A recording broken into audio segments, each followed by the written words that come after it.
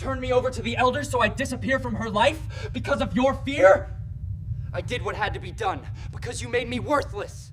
After listening, please subscribe, hit like, and leave a comment before we continue. The August heat was so thick it felt like you could slice the air with a knife. The sun hung over the miller's wooden shed like a red-hot nail driven into the sky. People stood in a circle, men in black hats and suspenders, women in white caps and long dresses, the faded blue of sky-washed cloth. Everyone was silent. Only flies buzzed, and somewhere beyond the field a horse neighed, uneasy.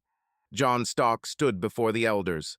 24 years old, broad-shouldered from swinging an axe, fair hair already damp with sweat. Dirt streaked his face, mixed with a tear he did not wipe away. His hands trembled.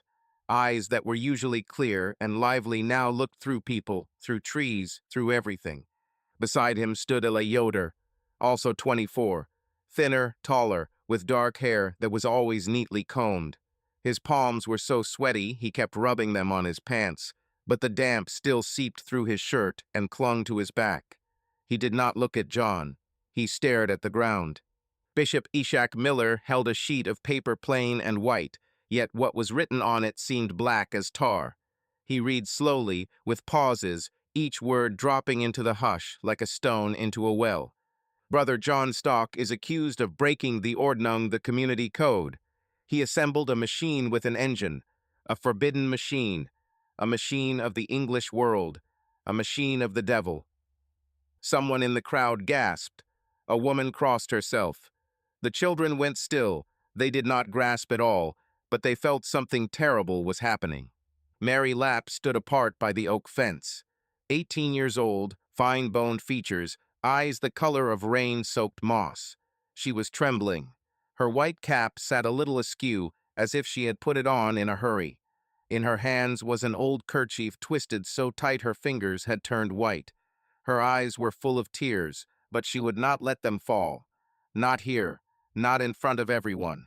John stood silent. He did not deny. He did not defend himself. He only looked straight at Eli. He looked in a way Eli felt even through lowered lids.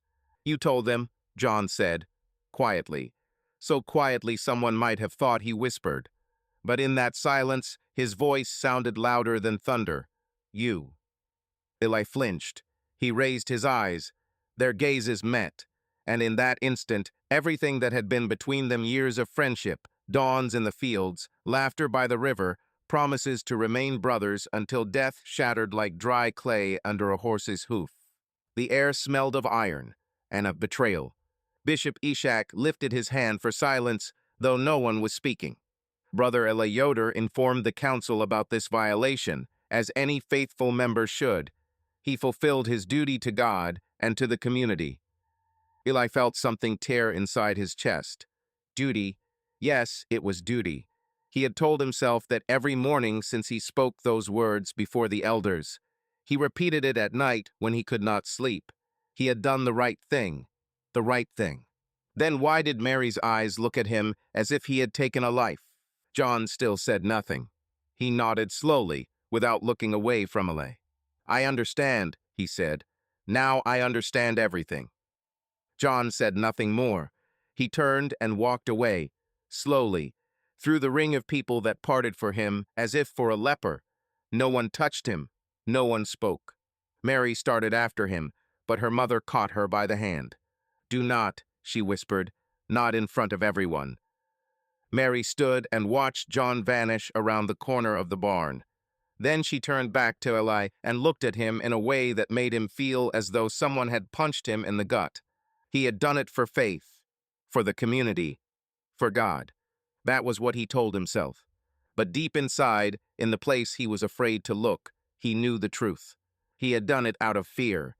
Fear that John would become more than him, braver, better. And that was a sin worse than any tractor. 20 years earlier, June, the Yoder field was so large that little Eli could not see its end, even when he stood on a bucket by the fence. The wheat was just beginning to head out, still green, smelling of freshness and earth. The wind rocked the stalks, sending waves racing from one edge to the other. "Eli," his father's voice cut through the morning. Where are you, boy? Illy sat under an apple tree by the fence, both hands in the dirt, digging a hole with a stick. He was 4. Blonde curls stuck to his forehead, and his little pants were already dirty, though his mother had dressed him in clean clothes right after breakfast. "I'm here, Dad," he shouted, waving. His father, Abram Yoder, came with a heavy gait. He always walked as if the ground under him weighed more than under other men. He held a pitchfork in one hand, a sack of grain slung over his shoulder. "What are you doing?" he asked, stopping in front of his son. "Looking for bugs," Eli answered solemnly. "Mom said they eat roots." Abram smiled rarely but warmly. "Good. But remember this. There is a time for work and a time to play. Work time is for work. Play will come later." Eli nodded, though he did not fully understand. He always obeyed his father. He always tried to do what was right. His mother said Eli was a gift from God because he was calm and obedient, not like the other boys who ran and yelled at the fairs. Something moved beyond the fence. Eli stood and saw a boy about his age, thin and fair-haired, squeezing through a hole in the boards. "Hey," Eli cried. "There's a hole. Don't crawl there. You'll cut yourself." But the boy was already through and now stood brushing off his knees. "I didn't get cut," he said with a grin. "I'm careful." Eli came closer. The boy wore a shirt too big for him and pants tied with a string. There were a few freckles on his face, and his eyes were blue like the sky over the field. "I'm John," he said. "John Stock. We just moved here. My father bought a farm across the river." "I'm Eli Yoder," Eli answered, a little wary. "This is our field." "I know," John said. "I saw it from over there. Are you out here alone? Want to play?" Eli glanced toward his father, but he had already gone to the shed. Eli hesitated. "I have work," he said. "Looking for bugs." John laughed bright and clear. "That's not work. That's play. Come on, I'll show you the river. There are rocks you can hop across." "But Mom won't allow it," Eli began. "She won't find out if we're quick. Come on." And John ran. He ran as lightly as if he were lifting off. Eli stood watching him move through the field, the stalks parting before him. And suddenly, for the first time in his life, Eli felt something strange. Envy, or awe. He did not know the name for it, but he wanted to run like that. He wanted to laugh like that. He wanted to stop thinking about rules, just a little. He ran after John. They were friends from that day on.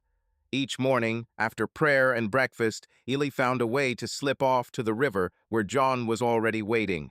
They dammed the water with stones, caught frogs, climbed trees, though it was forbidden. John feared nothing.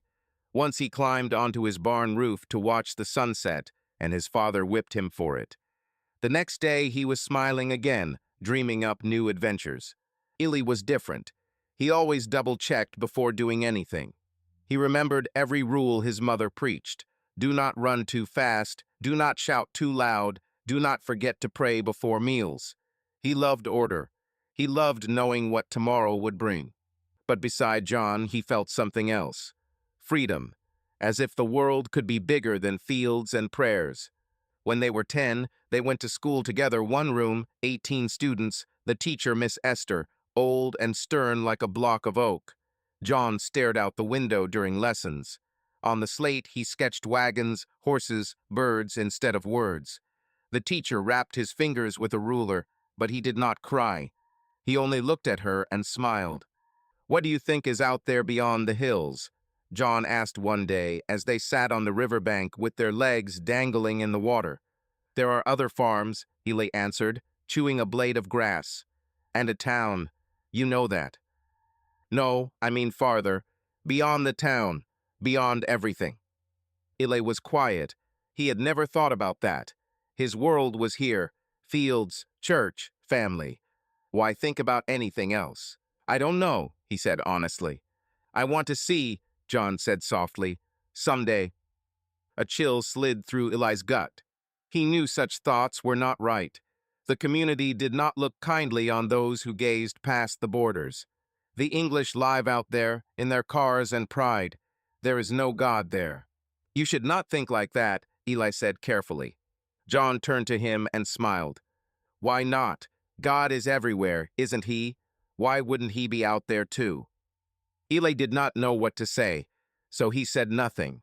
And John looked to the horizon again, and there was something in his eyes Eli could not read, something like hunger. The years passed. They grew. They worked the fields together at first with light chores, then with heavier ones. They learned to handle a horse, hew wood, bring in the harvest. John was always quicker, bolder. Eli was always more precise, more careful. Their friendship was so strong that people in the community were used to seeing them as a pair. John and Eli, folks said, as if it were one name. But Eli noticed, John looked more and more often toward the road that led to town. He asked more questions for which there were no answers in the Bible or in the Ordnung. And Eli, though he loved his friend, felt uneasy, because he knew those who look beyond will someday go, and he did not want John to go. He wanted everything to remain as it was, forever. The summer fair came in August. It was a big event. Amish communities from all around gathered on one farm, old S.H. Mucklers, who had the biggest field and the biggest barn. Long wooden tables were set out and covered with white cloth. Women brought pies, bread, pickles, roasted meats, compotes. Men clustered by the horses, talking about harvests, grain prices, news from other districts.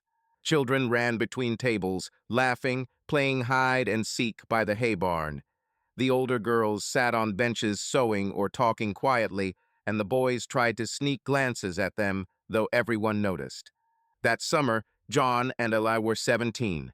They were no longer children, but not yet men. That strange age when the body grows faster than the mind and the heart beats harder than it should. John stood by his father's horse, adjusting the saddle. He wore a new white shirt, clean his mother had insisted. His usually unruly hair had been somewhat smoothed down, though it already began to stick up. Eli helped his father unload sacks of flour from the wagon. He wore his usual shirt. A bit old, he did not want to risk the new one in case he stained it. He was always careful. "John," someone called. It was young Samuel Lapp, a cousin from a neighboring district. He waved. "Come here, my sister's here." John walked over, Eli behind him. "Which sister?" John asked. "Mary. She lived a year with our aunt in Lancaster. She just got back. Come on, I'll introduce you."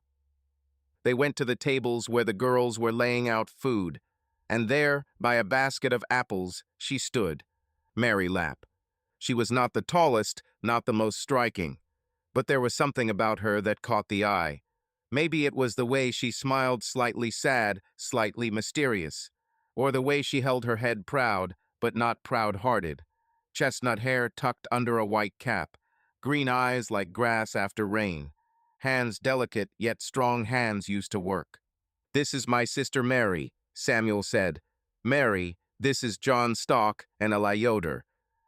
She raised her gaze. She smiled, a little. "Glad to meet you," she said softly. Her voice rang like a small bell. John reached out to shake her hand and suddenly realized his palm was sweaty. He swiped it on his pants and offered it again. "Likewise," he said, his voice a touch hoarse. He cleared his throat. Mary shook his hand briefly, firmly. Then she looked at Eli. "And you?" she asked. Eli stood silent. He looked at her and felt something strange. His heart clenched and then opened wide, as if his lungs had forgotten how to breathe. "I, Eli," he managed at last. "Eli Yoder." She held out her hand. He took it. Her palm was warm. He let go quickly, as if he had been burned. Mary smiled again, wider this time. "Samuel's told me a lot about you, too. He says you're the closest friends in the whole community." "We've known each other since we were little," John said, having found his voice again. "That's good," Mary said. "True friendship is rare." She lifted the apple basket and went to another table. They stood there watching her go. "She's beautiful," John said quietly. Eli said nothing. He could not speak, because something in him changed in that moment, something he could not name, but it was there hot and frightening. In the months that followed, they saw Mary more often. She came to Sunday services, sat with the other girls, sang psalms softly. After worship, she helped her mother set out food, talked with everyone, smiled easily and sincerely. John started finding reasons to see her. He went to the Lapps farm to help mend a fence. He asked Samuel if Mary needed help with anything. He tried to be discreet, but everyone noticed. Eli did the same, but differently. He brought Mary prayer books he had copied by hand neat with beautiful penmanship. He asked her thoughts about sermons, listened closely, nodded. He tried to show he was thoughtful, steady, dependable. Mary received them both. She smiled at both. She spoke with both. But she never showed whom she favored. One evening after the harvest, the three of them sat by the river. The sun was going down, the sky turning red and gold. Mary took off her cap, something she rarely did, but here, with no one around, she could. Her hair spilled over her shoulders. "Have you ever thought about what your life will be like 10 years from now?" she asked. John answered first. "I figure I'll have my own farm, maybe bigger than my father's. I want to try something new, maybe not just wheat, but vegetables to sell." Mary nodded. "And you, Eli?" Eli thought. "I want to become a deacon," he said. "Maybe even a bishop. I want to serve the community, help people live rightly." John looked at him, surprised. "A bishop? That's very serious." "I am serious," Eli replied calmly. Mary watched them both, something unreadable in her eyes. "And you, Mary?" John asked. "What do you want?" She was quiet for a long time. Then she said, "I want to be happy. Simply happy. I don't know what that looks like, but I'll know it when I feel it." They sat in silence. The river moved slowly. Mosquitoes sang their evening song. And both John and Eli were thinking the same thought. "I want her to be happy with me." But neither said it aloud. The first jealousy came quietly. Small things. John saw Mary laugh at something Eli said. Eli saw how Mary watched John lift heavy timbers one after another without tiring. John heard Mary praise Eli for his knowledge of Scripture. Eli heard Mary say John was so brave. They did not talk about it. But the silence between them grew longer, smiles rarer, conversations shorter. One Sunday after worship, John asked, "Do you love Mary?" Eli flinched. "What kind of question is that?" "A simple one. Do you love her?" Eli looked away. "We're still young. It's too early to talk about love." "But you feel something." Eli did not answer. He walked off. John stood watching him go, and for the first time in his life, he felt his friend was not a friend. He was a rival. Autumn came early that year. September was cold and windy. The leaves fell faster than usual. Mornings were foggy, evenings dark. John changed. He spoke less, thought more. He worked in the field, but often stopped and stared off somewhere far. His father scolded him for inattention. His mother asked if he was ill. But it was not illness. One day, as Eli walked past the Stocks farm, he heard a strange sound. A metallic clank, a rumble, something unusual. He stopped, listened. The sound came from the old barn behind the house. Eli came closer. The barn doors were pulled to, but not latched. He peered inside, and he saw. In the middle of the barn, on the floor, among hay and old tools, stood a machine. Not finished, not complete, but unmistakable. A tractor. An engine, wheels, a frame, a seat.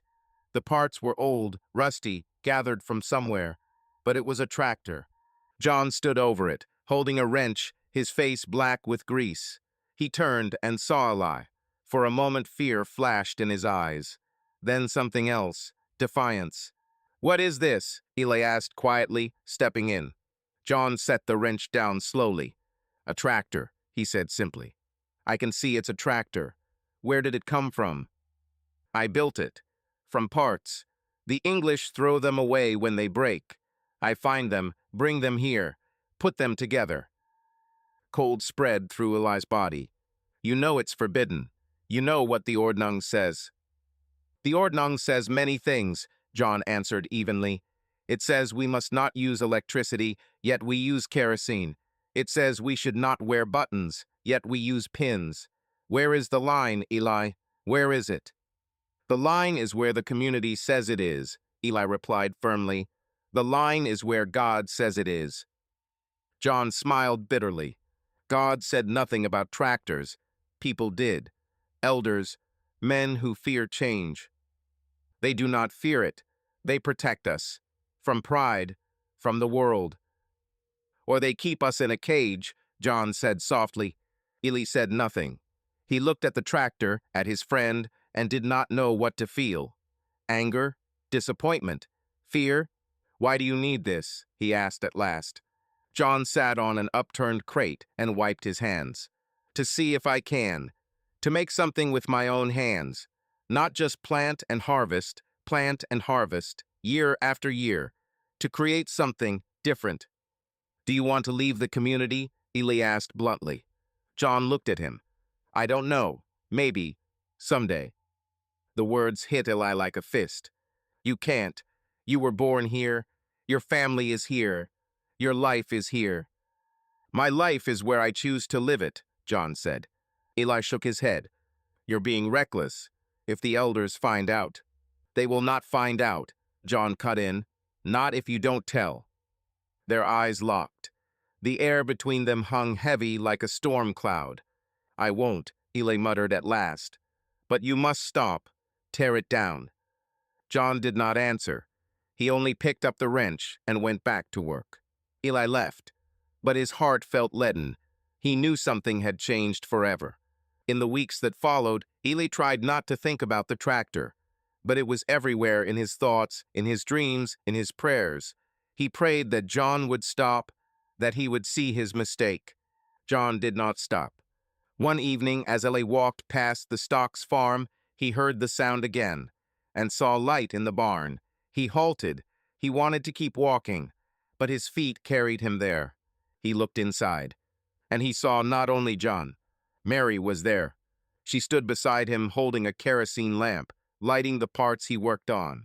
She said something, he answered, and both of them laughed softly. Eli felt something crack inside him. Mary was helping him. She knew about the tractor, and she kept silent. He stepped in. They both turned. Eli, Mary said quietly, surprise on her face, but not shame. You knew, Eli said. His voice shook. You knew and said nothing. Yes, she answered calmly. I know. Why? He asked. Why are you helping him tear everything down? I am not tearing down, John said. I am building. You're proud, Eli burst out. You think you're better than the rest, that you can do whatever you want without consequences. Mary stepped forward. Eli, he does not want to do harm. He just what? Just wants to betray everything we believe. We believe, Mary said softly. Do you believe, Eli? He did not answer. He could not. The question struck him in the heart. He turned and walked away. Only one voice filled his head. He took her from you. He takes everything. Eli did not sleep that night. He lay staring at the ceiling while a storm raged in his mind. John and Mary, the tractor, betrayal, sin, the community. He prayed long. He asked God to show him what to do. God was silent. By morning, Eli had decided. He would go to the elders, tell them everything, not out of anger, not out of vengeance, out of justice, because it was right, because the Ordnung exists for a reason. Otherwise, everything would come apart. That was what he told himself. But deep in his heart, he knew he was not doing it for faith. John stood by the wagon loaded with a few things. Not much, 2 sacks of clothes, 1 blanket, his mother's Bible, a toolbox. Nothing more. He did not take much. There was no point. The morning was quiet and cold. October had come, and winter tinged the air. The trees were bare, the sky gray, the ground hard. His parents stood by the house. His mother wept openly. His father stood stone-faced and silent. He did not look at his son. Dad, John began. Say nothing, his father cut him off. You made your choice. I didn't want to. You did not want to listen. You did not want to accept discipline. You did not want to repent. So go. Go to your English world. See what it gives you. John lowered his head. I do not want to leave you, but I cannot stay. Not after this. His mother rushed to him and hugged him tight. He wrapped his arms around her and felt her body shake with sobs. My boy, she whispered. My little boy. Mom, I'm not little anymore. You will always be my little boy. She let him go and wiped her face with her sleeve. Promise you will write. I promise.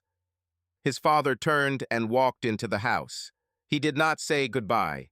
He did not look back. John stood watching him go. Then he climbed onto the wagon and took the reins. The horse moved out at a calm walk. He drove past farms, past fields, past people who had already heard.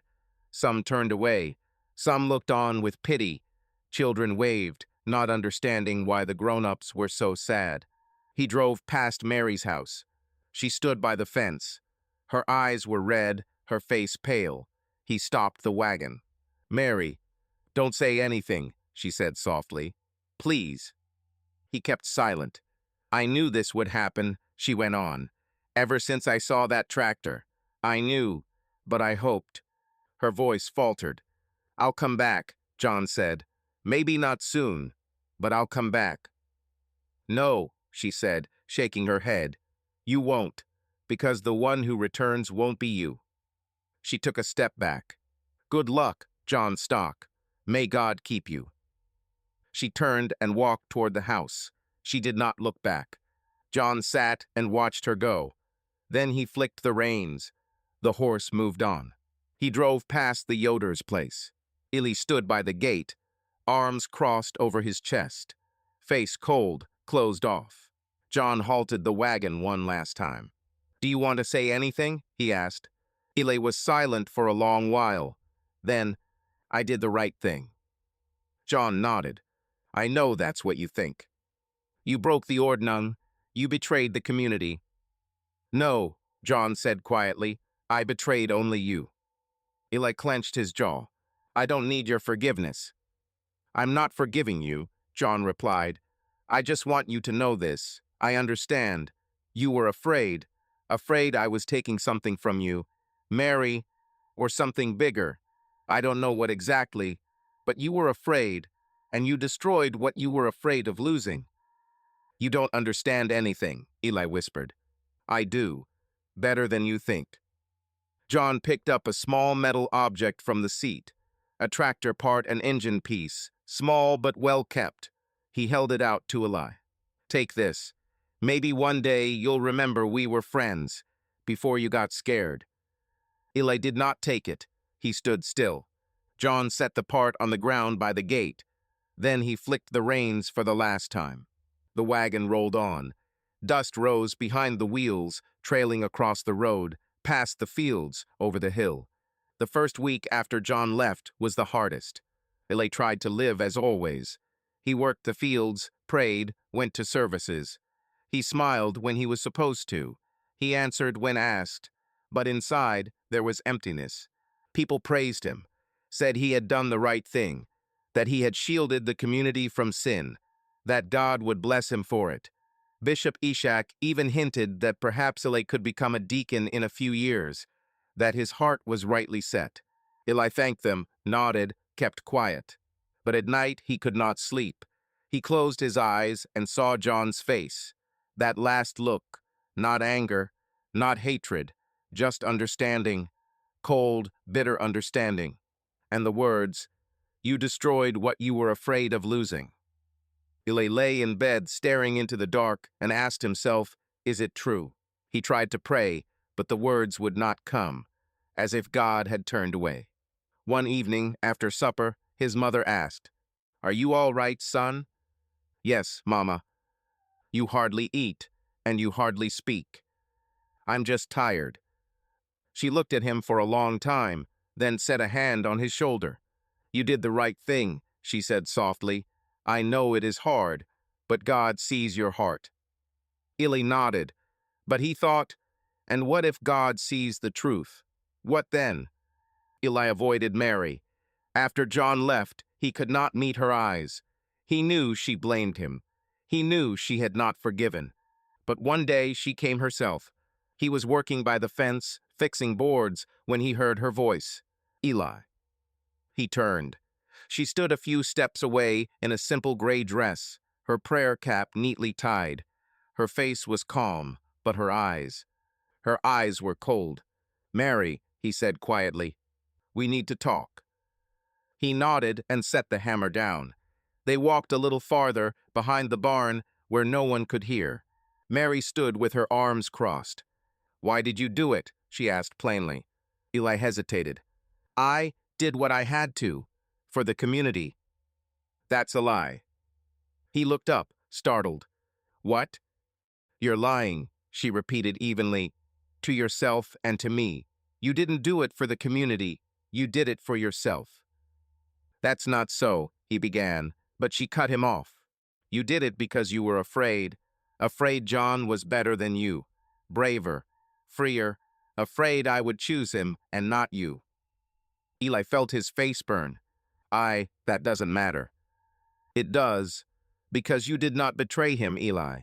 You betrayed yourself." He said nothing. Mary stepped closer.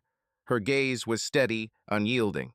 "You thought that if he was gone, I would be yours, that everything would be the way you wanted?" Eli lowered his eyes. "I don't know," he whispered. "I don't know what I thought." "I don't either," Mary said. "But I know one thing. The Eli I knew is gone. The one I trusted. The one who was honest and kind. He is gone." The words hit harder than a blow. Eli felt his chest tighten, his breath turn shallow. "Mary, I thought I was doing the right thing." "Right for whom?" she asked. "For God or for yourself?" He did not answer. He could not, because he knew the answer, and it burned. Mary sighed. The tension in her shoulders eased a little, and what came to her face was not anger, but sorrow. "I didn't come to punish you, Eli," she said more softly. "God will do that if he decides to. I came so you would know. What you did, it cannot be undone. John is gone. Your friendship is dead. And whatever could have been between us, that is dead too." "Mary, please." She shook her head. "No, I cannot be with a man who betrayed another out of fear. I cannot trust you, not ever." She turned to go, then stopped and looked back. "Do you know what is worst?" she said quietly. "John forgave you. I saw it in his eyes when he left. He bore you no ill will. He understood why you did it. And you will never forgive yourself. That will be your punishment. Not from God, not from the community, from yourself." She walked away. Eli stood watching her go and felt something inside him finally break. She was right. In the days that followed, Eli tried to find peace. He worked until he was spent, so he would not think. He prayed until his knees ached, hoping to feel God's presence.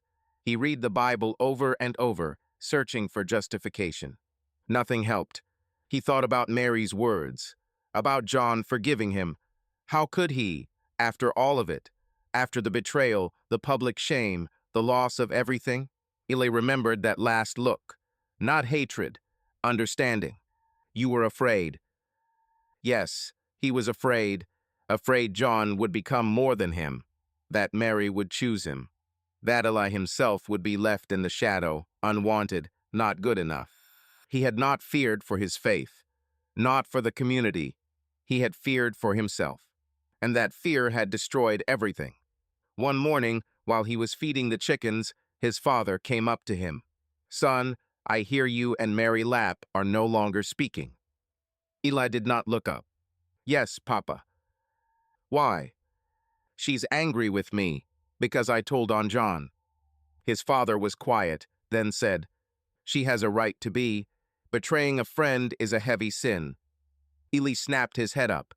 "But I did the right thing. You said so yourself. The bishop said so. Everyone says so." His father looked at him for a long time with a heavy gaze. "Right for the right reasons, that's virtue. Right for the wrong reasons, that's sin in a mask. Do you know the difference, Eli?" Eli said nothing. His father set a hand on his son's shoulder. I do not know what was in your heart when you went to the elders. Only you and God know. But if there was something unclean there, then even a right act will not save you. He walked away, leaving Eli alone with the chickens and his conscience. That evening after supper, Eli went to his room. He took from the drawer the metal part John had left him. He held it and looked at it. Cold, heavy, smudged with oil and rust. A piece of a tractor that would never run. A piece of a dream that would never come true. Eli sat on the bed, gripping the part in his hand. And at last he admitted the truth to himself. The one he had hidden deep inside. The one he had run from these many weeks. He did not love the Ordnung more than John. He did not love the community more than friendship. He did not choose God over a man. He chose fear. Fear of being less. Fear of losing. Fear of not being in control. And that fear made him into what he hated most, a traitor. Eli knelt. He folded his hands and began to pray. For real. For the first time in a long while. Not words from a book. Not stock phrases. Something from the heart. God, I have sinned. Not against a rule. Against a brother. Against a friend. Against myself. I thought I was doing right, but I lied to myself. I was afraid. And my fear destroyed all the good that was in my life. I do not know how to fix this.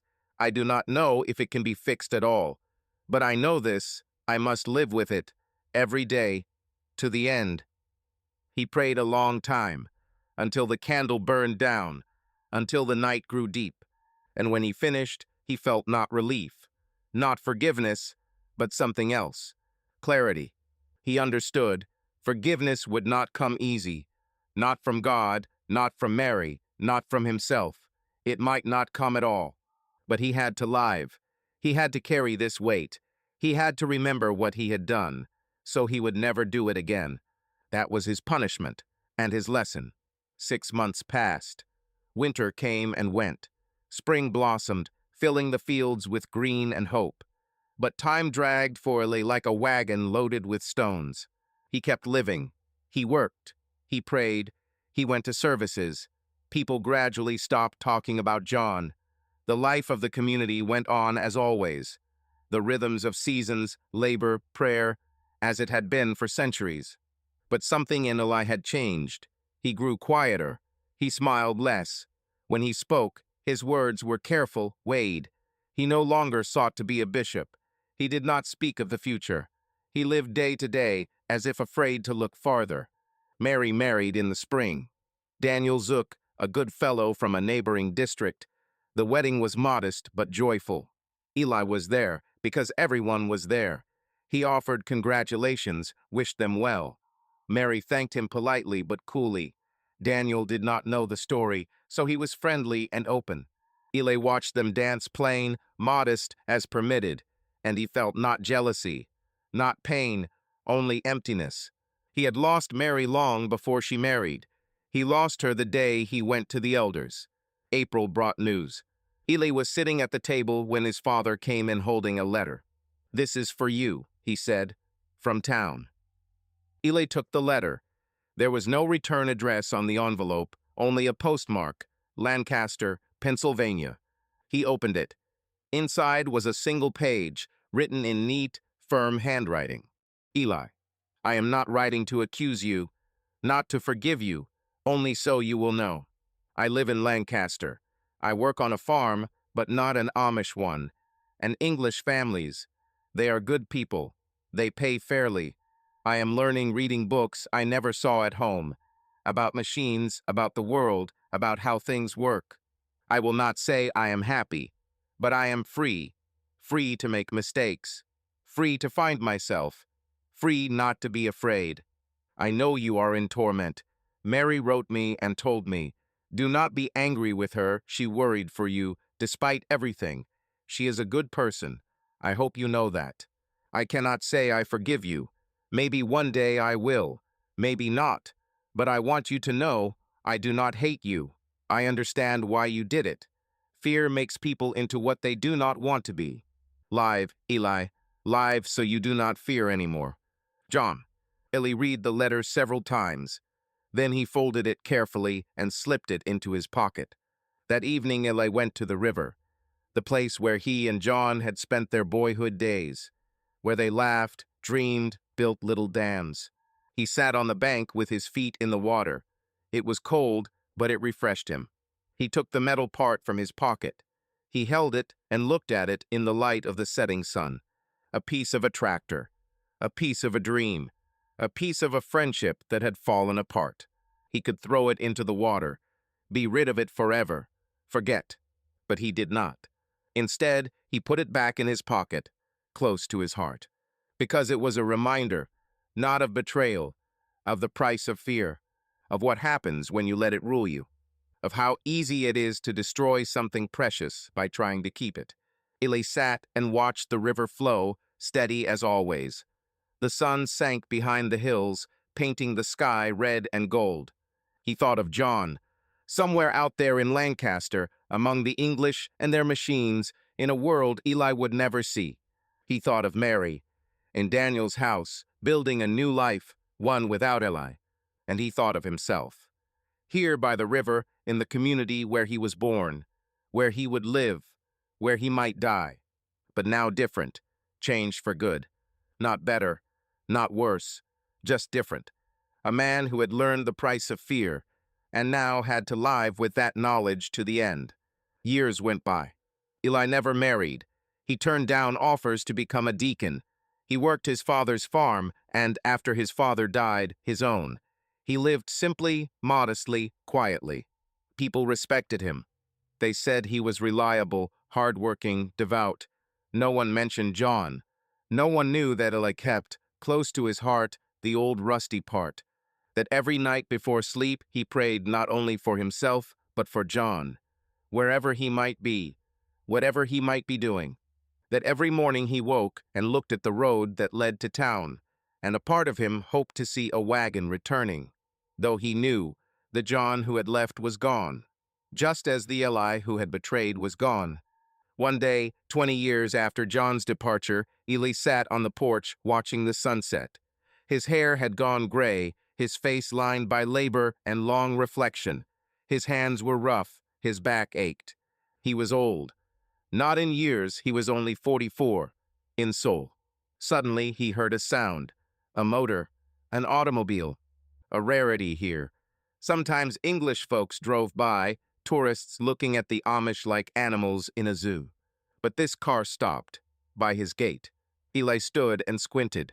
Someone got out. A man, in ordinary English clothes, jeans, a shirt. Fair hair, touched with gray. A face familiar, but changed by time. Eli could not believe his eyes. "John?" The man smiled, slowly, carefully. "Hello, Eli." They stood looking at each other through 20 years of silence. Eli did not know what to say. 1,000 words spun in his mind, and none of them seemed enough. John stepped closer. "I'm in town for a conference. Agriculture. I decided to stop by." You look well," Eli managed. "So do you." A lie. They both knew it. A kind lie. John glanced around at the farm, the fields, everything that had stayed the same. "Nothing has changed," he said softly. "Nothing ever changes here," Eli answered. John nodded, was quiet. Then, "I got married. I have 2 children, a boy and a girl." Eli felt something warm in his chest. "That's good, John, truly." "Thank you. And you?" "No, I never married." John looked at him closely, and in his eyes there was understanding. Pity, but not judgment. "I'm sorry." "No need. This is my life. I chose it." They were silent again. The wind stirred the leaves. A horse nickered somewhere behind the barn. At last Eli said what he should have said 20 years earlier. "John, I'm sorry. For everything. I cannot explain it. I cannot excuse it. But I regret it. Every day." John looked at him for a long time. Then he held out his hand. "I know." Eli took his hand, firmly, as if afraid to let go. John gave a sad smile. "You destroyed a lot that day. Friendship, trust, my dream of staying. But do you know what's strangest? You gave me freedom. I would never have left on my own. I was afraid, but you pushed me, and I found myself out there beyond. I didn't mean. I know. But that's how it went. And it doesn't make what you did right. But it makes it part of the path. Mine, yours, ours. Ely felt something long drawn tight in his chest finally loosen. Not vanish. It would never vanish. But loosen. Have you forgiven me? He asked quietly. John thought, I am trying. It's a process. Not instant. But I am trying. For my own sake more than for yours. Ely nodded. That's honest. Thank you. John let go of his hand and stepped back. I have to go. My family is waiting. Of course. John turned to the car, then stopped and looked back. Ely, one last thing. Don't let fear run you. Live. For real. Not in remorse, not in regret. Just live. Ely smiled through tears. I'm trying. That's enough. John got into the car. The engine started. He waved and drove away. Ely stood watching the car recede. Dust rose on the road, trailing behind it like it had 20 years ago. But this time it was different. Back then, the dust meant an ending. Now it meant something else. Not a beginning. Not forgiveness. But a possibility. A possibility to live. Not forgetting, but moving on. Ely took the metal part from his pocket, looked at it one last time. Then he walked to the barn. He set it on a shelf with the old tools that had belonged to his father. Let it rest there. A reminder, but not a curse. He went back to the porch, sat, looked over the fields stretching to the horizon. And for the first time in 20 years, he felt something like peace. Not happiness, not yet happiness, but peace. And that was a beginning. Hit like, and don't forget to subscribe. The next story will be even more intense. But if you are under 18, don't even think about clicking next.